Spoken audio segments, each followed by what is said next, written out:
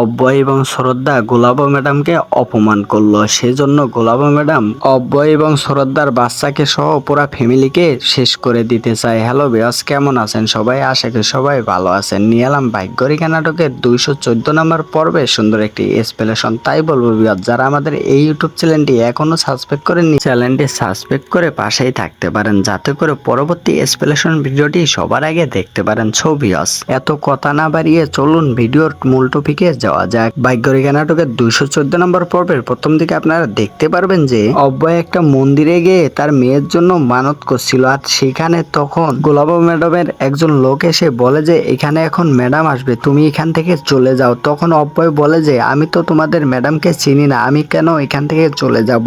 এরপর আমরা দেখতে পারি যে অব্যয়ের কলার ধরে ফেলেছে গোলাপ ম্যাডামের ওই লোকটি, আর সেই সাথে অব্যয়কে মন্দির থেকে বের করে দিতে থাকে। তখন অব্যয় রেগে গিয়ে গোলাপ ম্যাডামের সকল লোককে ইচ্ছামতো মারতে থাকে অব্যয়। আর সেই সাথে অব্যয় আরো বলে যে এটা মন্দির, এখানে যখন মন যে কেউ পুজো দিতে পারে। আর এদিকে আমরা দেখতে পারি এখানে শ্রদ্ধাও চলে আসেছে, আর তখন অব্যয় একজনকে ধাক্কা দিয়ে ফেলে দিলে সে একদম যে গোলাপ ম্যাডামের পায়ের কাছে পড়ে। এটা দেখে গোলাপ ম্যাডাম অনেকটা রেগে যায়, আর রেগে বলতে থাকে তোর সাহস তো কম নয়, তুই আমার সামনে আমার লোকেদের মারছিস, তুই কি আমাকে চিনিস? তখনই শ্রদ্ধা বলে যে হ্যাঁ, দেখতেই পাচ্ছি আপনি একজন মহিলা মানুষ। আর একথা শুনে গোলাম ম্যাডামের একটি লোক শ্রদ্ধাকে মারতেই যাবে, তখনই গোলাম ম্যাডাম তাকে আটকে দেয় আর বলে তুই এখানে দাঁড়িয়েই থাক, কেননা এটা মন্দির। আর তখনই গোলাম ম্যাডাম একটু সামনে গিয়ে শ্রদ্ধাকে বলে যে তোদেরকে ভালোই ভালোই বলছি এখান থেকে চলে যা, নয়তো এখান থেকে জিন্দা বাড়ি ফিরতে পারবি না। আর হ্যাঁ, আমি যা বলবো এখানে তাই হবে, তোদেরকে কেউ বাঁচাতেও আসবে না। আর হ্যাঁ, তোদের তো অনেকটাই কপাল ভালো আমি এখনো মন্দিরে আছি, নয়তো তো তোদের অনেকটা ক্ষতি করে ফেলতাম, তোরা এখনো আমাকে ঠিক মতো চিনতে পারসনি। আর তখন শ্রদ্ধা গোলাপ ম্যাডামকে বলতে থাকে যে এটা মন্দির, এখানে সকলেই পুজো করতে আসতে পারে। আর সেই সাথে আরো বলে যে আপনি এখানে যেভাবে এসেছেন আর যত লোক নিয়ে এসেছেন মন্দিরে এভাবে আসা যায় না। এসব কথা বলে শ্রদ্ধা অব্যয়ের হাত ধরে ওখান থেকে অব্যয়কে নিয়ে চলে যায়। আর তখনই গোলাম ম্যাডাম তার লোকদেরকে বলতে থাকে এই লাইলা আর মজনু কোন জায়গায় থাকে খবর লাগা, এদের যদি আমি কিছু না করতে পারি তাহলে আমার নাম গোলাম ম্যাডাম না। এরপর আমরা দেখতে পারি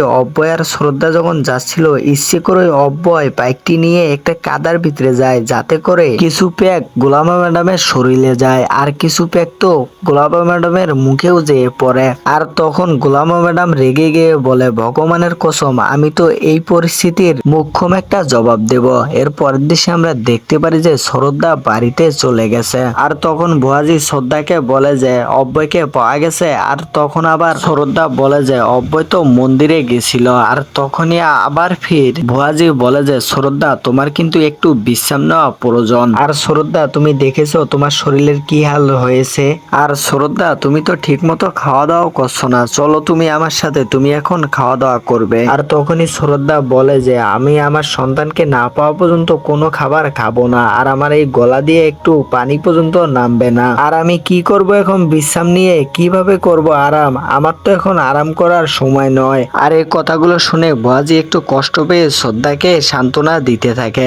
এরপরে আমরা দেখতে পারি সোনিয়া অব্যয়ের দ্বিতীয় বাচ্চাকে নিয়ে ওখানে চলে আসে, আর বলে যে আমি কখন থেকে চেষ্টা করছি ওকে ঘুমানোর জন্য, ও তো ঘুমাচ্ছেই না, ও খালি কান্না করছে কান্না করছে। শ্রদ্ধা ও যেহেতু এত কান্না করছে ওকে আমি একটু বাইরে নিয়ে ঘুরে নিয়ে আসি। আর তখনই সেখানে কীর্তি চলে আসে, বলে যে চলো আমরাও কিয়ারাকে ঘুরতে নিয়ে যাব, তোমার সাথে গেলে একটু ভাল লাগবে, কেননা একা একা যেতে মন চাচ্ছে না। আর তখনই শ্রদ্ধা তার বাচ্চার কথা মনে করে সোনিয়ার থেকে বাচ্চাটি নিয়ে বলে যে আমি আমার বাচ্চাকে নিয়ে কোথাও যেতে দেব না, কেননা পায়েল আমার এই বাচ্চাটাকেও নিয়ে যেতে পারে, এমনকি কিয়ারাকেও নিয়ে যেতে পারে পায়েল। তখনই কীর্তি রেগে গিয়ে বলে দেখো দিদু, পায়েল তোমার শত্রু, তোমার বাচ্চাকে নিয়ে যেতে পারে কিন্তু আমার বাচ্চাকে নিয়ে যাবে না। তখন ভুয়াজি কীর্তিকে ধমক দিয়ে বলে যে যেখানে পুলিশে পায়েলকে ধরতে পারছে না, তোমার বাচ্চাকে নিয়ে চলে গেলে তুমি কি করবা? আর শ্রদ্ধা তো ঠিক কথাই বলেছে, তোমাকে সাবধান করা হচ্ছিল।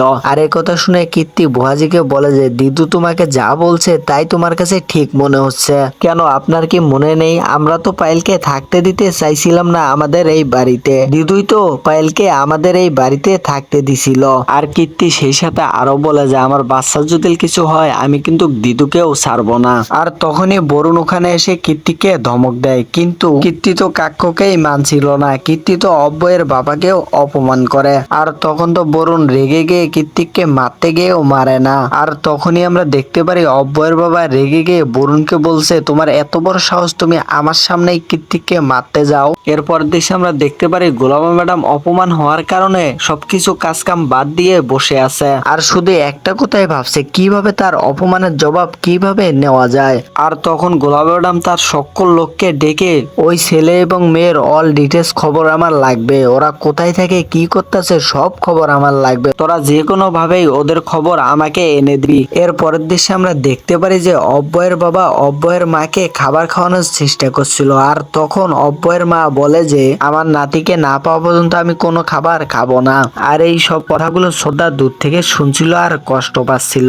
আর তখনই আমরা দেখতে পারি অব্যয় বাড়িতে চলে এসেছে। তখন তানুজা বলে যে না খেয়ে খেয়ে আমার ছেলেটার কি অবস্থা হয়েছে, অব্যয় এখানে এসো বাবা, আমি তোমাকে কিছু খাওয়াই দিচ্ছি। আর অব্যয়ের মা যখন অব্যয়কে জোর করে খাওয়াতে যায়, তখন অব্যয় বলে যে মা, আমি আমার মেয়েকে না পাওয়া পর্যন্ত আমি কিচ্ছুই খাবো না, কি করে আমি খেতে পারি। আর এসব কিছু শ্রদ্ধা দূর থেকে দেখে কষ্ট পেয়ে কিচেনে যায়, আর কিচেনে যেই শ্রদ্ধা সবকিছু থালা বাসন ভাঙ্গা শুরু করে, আর সেখানে সকলে এসে শ্রদ্ধাকে সান্ত্বনা দেয়। এরপরের দৃশ্যে আমরা দেখতে পারি যে রাতের বেলা ঘুম থেকে উঠে অব্যয় ওয়াশরুমে যাচ্ছিল, আর তখনই শ্রদ্ধারও ঘুম ভেঙে যায়। ঘুম থেকে উঠে শ্রদ্ধা দেখতে পারে অনেক বাতাস আসছিল রুমে এবং বৃষ্টি হচ্ছে বাইরে, এজন্য জানলা বন্ধ করে দেয় শ্রদ্ধা। আর শ্রদ্ধা দেখতে পারে যে তাদের বাচ্চার শরীরে অনেক পরিমাণ জ্বর আছে। এই বিষয়টি শ্রদ্ধা অব্যয়কে জানায়, আর অব্যয় অনেকটা চিন্তা করতে থাকে।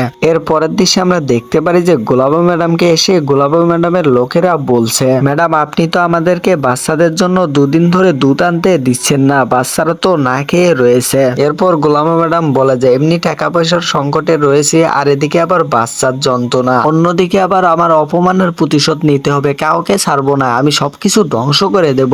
এর পরের দৃশ্যে আমরা দেখতে পারি যে শ্রদ্ধা অব্যয়কে বলছে আমাদের বাচ্চার তো জ্বর আরো বেড়ে গেছে, তুমি আমার বাচ্চাকে ডাক্তারের কাছে নিয়ে চলো। আর তখন অব্যয় কিছু বলে না, আর শ্রদ্ধা অব্যয়ের দিকে তাকিয়ে থাকে। এরপর অব্যয় বাচ্চাটিকে নিয়ে অব্যয় হাসপাতালের দিকে যেতে থাকে, আর তখনই গোলাপ ম্যাডাম অব্যয়ের পিছু করতে থাকে। ছবিওয়াস, এই ছিল ভাগ্যরেখা নাটকের 214 নম্বর পর্বের সুন্দর একটি এক্সপ্লেনেশনটি কেমন লাগলো কমেন্ট করে জানতে ভুলবেন না। ছবিওয়াস, দেখা হচ্ছে খুব শীঘ্রই পরবর্তী ভিডিও নিয়ে। সে পর্যন্ত ভালো থাকবেন, সুস্থ থাকবেন।